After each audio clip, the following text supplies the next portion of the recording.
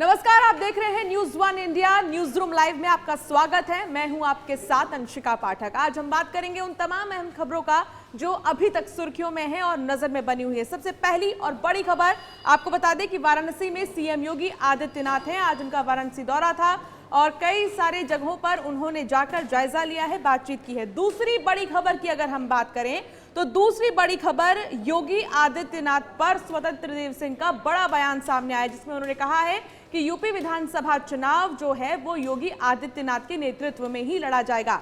तीसरी बड़ी खबर, फोटो पर सफाई। जी हां, उम्मेद पहलवान के साथ नंदकिशोर गुर्जर की जो फोटो वायरल हो रही है उसको लेकर नंदकिशोर गुर्जर ने सफाई दी है। और चौथी बड़ी खबर आपको बता दें, कोरोना को लेकर जहां कोरोना कर्फ्यू पर अब नए नियम सामने आ गए हैं। एक के बाद एक विस्तार से हम चर्चा करेंगे इन चारों ही खबर के बारे में, लेकिन सबसे पहले बात हम पहली खबर की करेंगे, बड़ी खबर की, मुख्यमंत्री योगी आदित्यनाथ के वाराणसी दौरे की। आज मुख्यमंत्री योगी आदित्यनाथ वाराणसी में नजर आए और उन्होंने सीएचसी हाथी बाजार का निरीक्षण किया है। सीएचसी हाथी बाजार को सीएम योगी ने गोद लिया है। काशी विश्वनाथ कॉरिडोर का भी निरीक्षण करेंगे वो। इससे पहले बलिया में थे मुख्यमंत्री योगी आदित्यनाथ, लेकिन बलिया के बाद वो फौरन फिर वाराणसी के लिए रवाना हुए थे। वाराणसी पहुंचे मुख्यमंत्री योगी आदित्यनाथ और उन्होंने काशी विश्वनाथ कॉरिडोर का भी थोड़ी देर में ही निरीक्षण भी करेंगे। सीएचसी हाथी बाजार का निरीक्षण उन्होंने किया है। सीएचसी हाथी बाजार को सीएम योगी ने गोद लिया है और तमाम व्यवस्थाओं का भी उन्होंने जायजा लिया कि आखिर इस वक्त कोरोना काल में तीसरी लहर से निपटने के लिए व्यवस्थाएं कैसी हैं, क्या तैयारियां करनी है कोरोना को लेकर, अस्पतालों की, इन तमाम चीजों को लेकर आज चर्चा की जा रही है। तो वाराणसी में मुख्यमंत्री योगी आदित्यनाथ हैं, वाराणसी का दौरा है उनका। काशी विश्वनाथ कॉरिडोर का भी निरीक्षण करेंगे। सीएचसी हाथी बाजार का निरीक्षण किया। सीएचसी हाथी बाजार को सीएम योगी ने गोद लिया है। तमाम डॉक्टरों से उन्होंने बातचीत भी की है और साथ ही मेडिकल स्टाफ से उन्होंने बातचीत की है। कोरोना महामारी को देखते हुए हाईकोर्ट की तरफ से कई बार सवाल किए गए हैं कि आखिर राज्य सरकार की क्या प्लानिंग है, क्या योजना है तीसरी लहर को लेकर। और मुख्यमंत्री योगी आदित्यनाथ इसी सिलसिले में अस्पतालों की व्यवस्थाएं क्या हैं और क्या कुछ तैयारी की जा रही है तीसरी लहर को देखते हुए, ये देखने वाराणसी पहुंचे।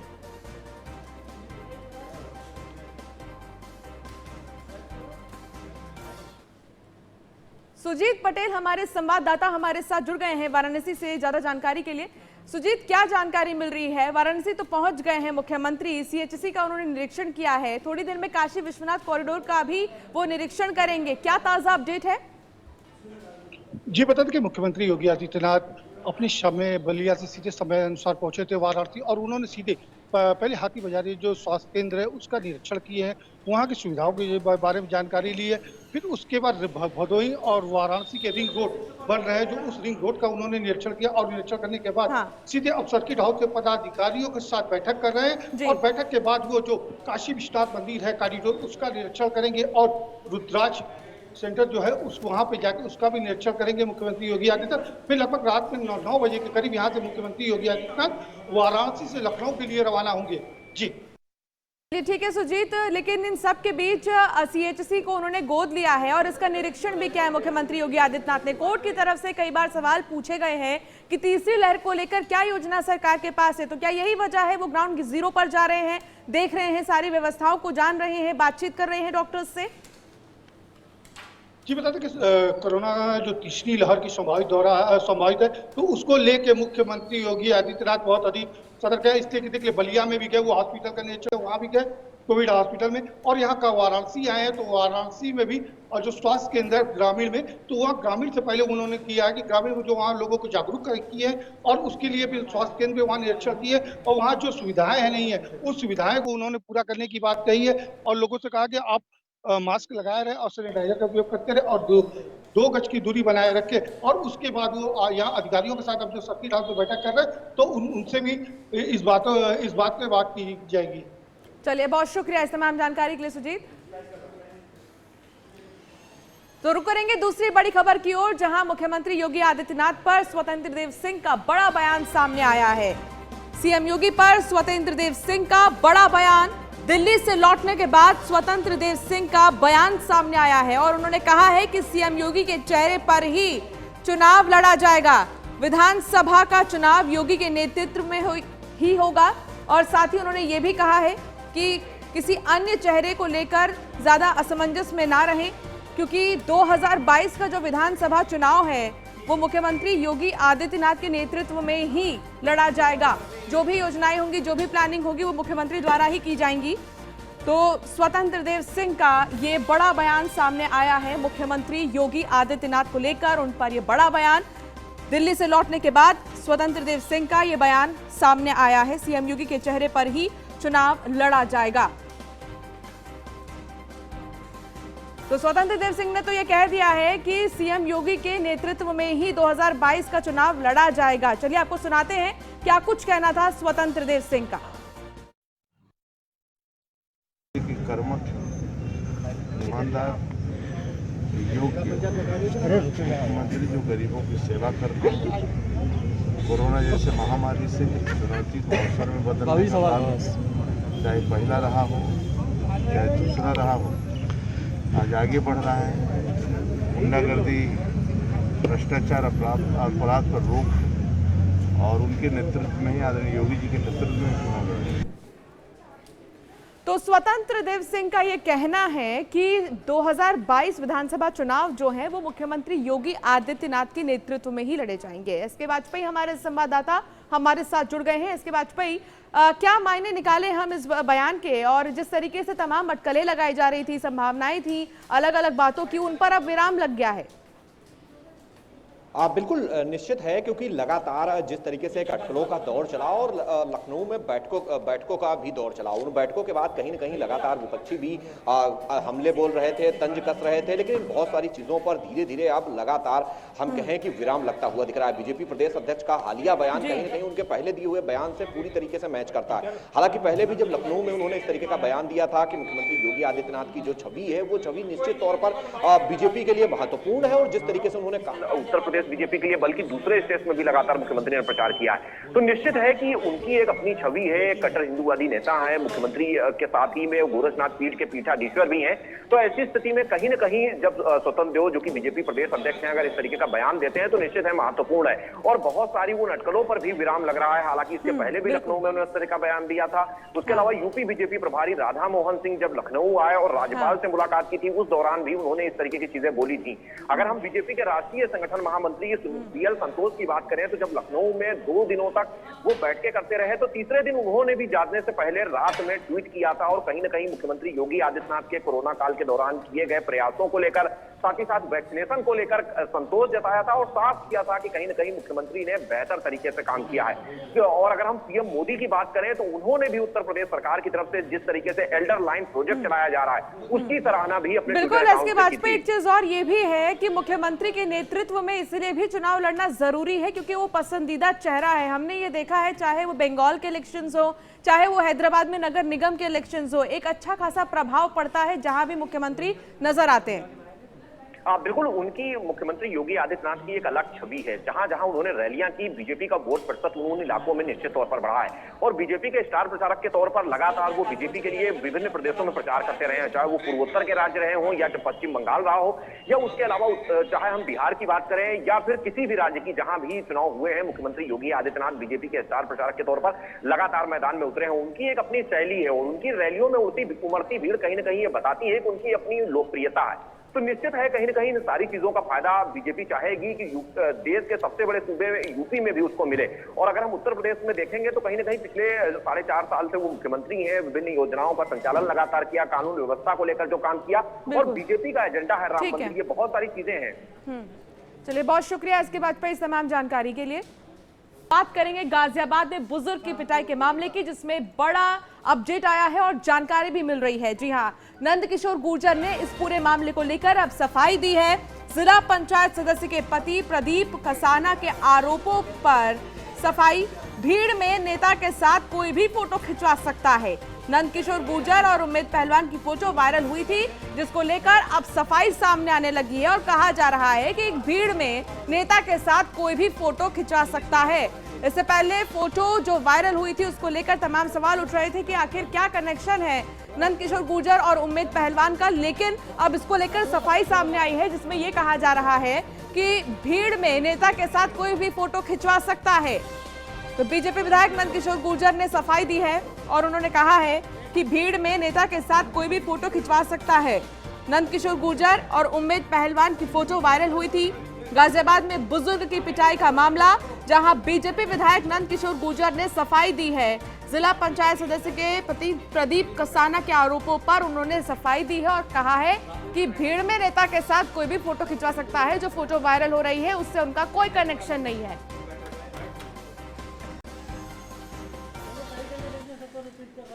क्यों? कल को कोई जेब कतरा पकड़ा गया और उस भीड़ में हुआ तो आप तो ये भी दिखाओगे कि वो तो जेब कतरा था, विधायक जी का बहुत खास आदमी था। कोई आदमी भीड़ में कहीं मिल सकता है, जनप्रतिनिधि हो, सामाजिक काम कोई करता हो, तो भीड़ में कहीं ना कहीं आदमी का फोटो खींचता, सेल्फी ले लेते हैं। और तमाम कोई कल कांग्रेस के नेताओं के, बड़े नेताओं के साथ है, अगले दिन बीजेपी के साथ है, तो ये तो सब लोग करते ही हैं। जो इस तरह के लोग होते हैं, अपराधी टाइप जो होते हैं, वो तो जानबूझ करके नेताओं के साथ फोटो खिंचवाते हैं लोगों में प्रभाव डालने के लिए। क्यों?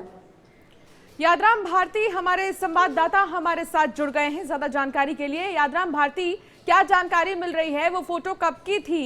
क्या वाकई में एक भीड़ में सिर्फ उम्मेद पहलवान शामिल थे या फिर कोई कनेक्शन है? देखिए, जिला पंचायत सदस्य हैं प्रदीप कसाना, उन्होंने विधायक हमला बोलते आरोप लगाया कि और उम्मेद पहलवानी दोनों का ही संबंध है और कहीं ना कहीं इस पूरे मामले का जो मदद करने वाला है, सूत्रधार है, वो विधायक है। यानी कि सीधे तौर पर उन्होंने विधायक नंदकिशोर गुर्जर पर आरोप लगाया और आज प्रवेश गुर्जर की वायरल वीडियो मामले में जमानत दी हुई है। हालांकि अगले मामले में वो अभी जेल में ही रहेगा। लेकिन इस सब बातों के बाद जो विधायक नंदकिशोर गुर्जर है उसका जवाब आया है, हुए साफ तौर पर कहा कि अगर कोई जेब कतरा यानी उम्मेद पहलवान के लिए उन्होंने साफ कहा कि अगर कोई जेब कतरा उनके साथ फोटो खिंचवा लेता है, जैसे कि भीड़ में सब लोग खिंचवाते हैं, तो क्या वो मेरा जानकार हो जाएगा और क्या मैं इस घटना के लिए जिम्मेदार माना जाऊंगा सिर्फ महज फोटो के आधार पर? तो उन्होंने साफ तौर पर अपने जो आरोप लगे हैं अपने ऊपर, उन सभी को नकार दिया और कहा है कि मेरा उम्मेद से कोई लेना देना नहीं है। हालांकि लगातार सोशल मीडिया पर उम्मेद पहलवान और प्रवेश के साथ विधायक नंदकिशोर गुर्जर की तस्वीरें वायरल हो रही हैं और उसको लेकर लगातार तरह की बातें चल रही है। उसी बीच में विधायक नंदकिशोर गुर्जर ने अपनी सफाई देते हुए ये बयान जारी किया है। चलिए, बहुत शुक्रिया यादराम इस तमाम जानकारी के लिए।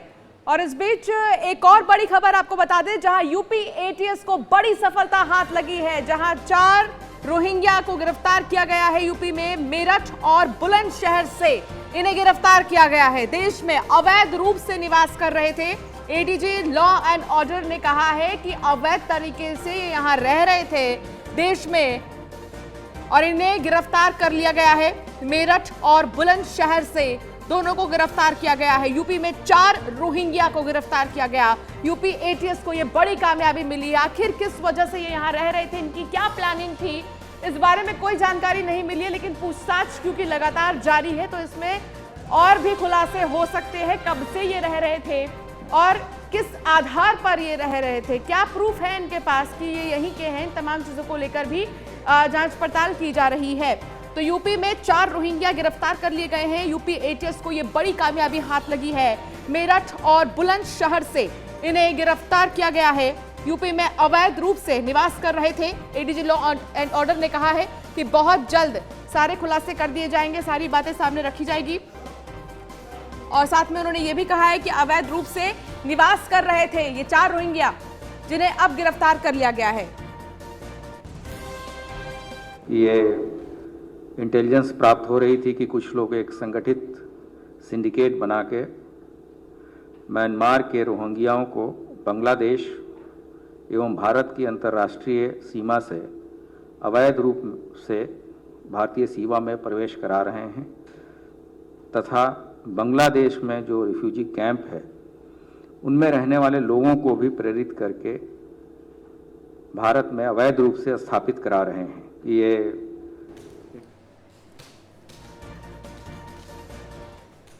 हमारे साथ हमारे संवाददाता जुड़ गए हैं दिलीप चौहान। क्या कुछ जानकारी मिल रही है दिलीप? फिलहाल जिस तरीके से जानकारी मिल रही है कि 4 ऐसे रोहिंग्या हैं जिन्हें गिरफ्तार किया गया है मेरठ और बुलंदशहर से। बिल्कुल, एडीजी प्रशांत कुमार ने आज एक प्रेस कॉन्फ्रेंस की है। प्रेस कॉन्फ्रेंस जानकारी दी है कि एटीएस उत्तर प्रदेश ने 4 रोहिंग्याओं को गिरफ्तार किया है। जिनको गिरफ्तार किया गया है वो बुलंदशहर, मेरठ और अलीगढ़ से इनकी गिरफ्तारी की गई है।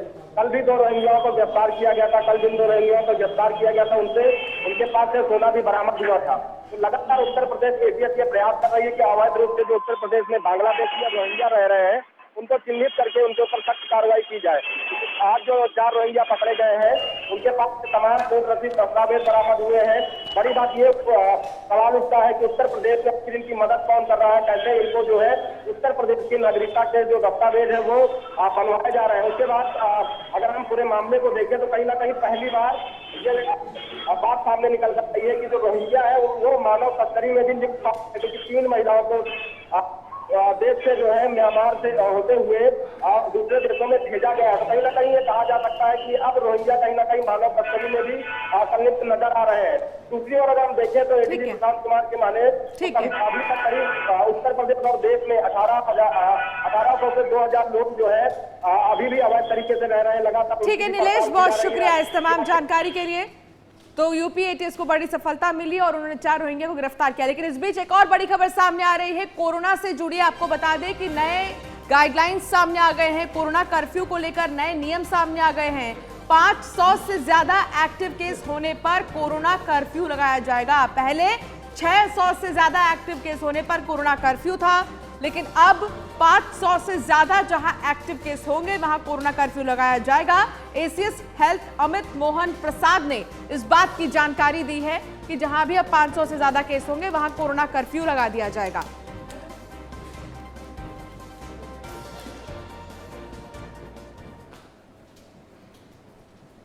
एसके वाजपेयी हमारे संवाददाता हमारे साथ जुड़ गए हैं। एसके वाजपेयी, क्या जानकारी मिल रही है, क्या नए नियम है कोरोना कर्फ्यू के, विस्तार से जानकारी दें।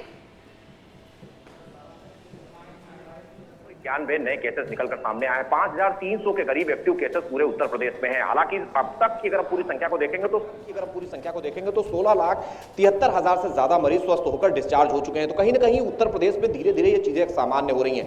यूपी सरकार ने एक शासनादेश किया था कि ऐसे जिले जो कि पूरे 75 जिलों में शामिल होंगे, जिसमें से कोई भी जिला जहां पर 600 से कम केसेस होंगे वहां कोरोना कर्फ्यू को खत्म कर दिया जाएगा। जिसके बाद पूरे उत्तर प्रदेश के सभी जिलों से कोरोना कर्फ्यू के दिशा निर्देश खत्म हो चुके हैं।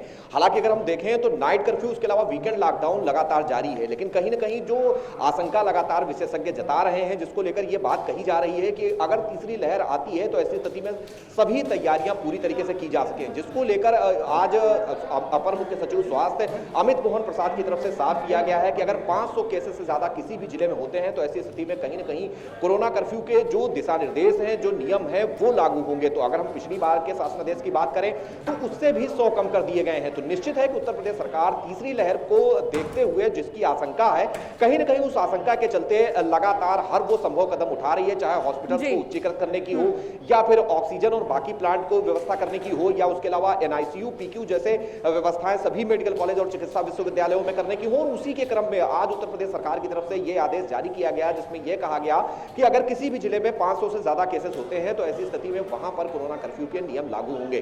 तो निश्चित है कि उत्तर प्रदेश सरकार चाहती है कहीं भी कोई लापरवाही ना हो। अगर इस तरीके की केसेस की संख्या किसी जिले से आती है तो वहां तत्काल त्वरित रूप से कार्रवाई की जाए। और अगर हम इन पूरी डिटेल्स पर बात करें तो 384 सर्वाधिक केस लखनऊ में है। उसके अलावा उत्तर प्रदेश का कोई भी जिला ऐसा नहीं है। अगर हम 5 जिलों को छोड़ दें तो उत्तर प्रदेश के सभी जिलों में जो 70 जिले हैं वहां पर जो केसेस की संख्या है, कुल केसेस की संख्या वो डबल डिजिट में है।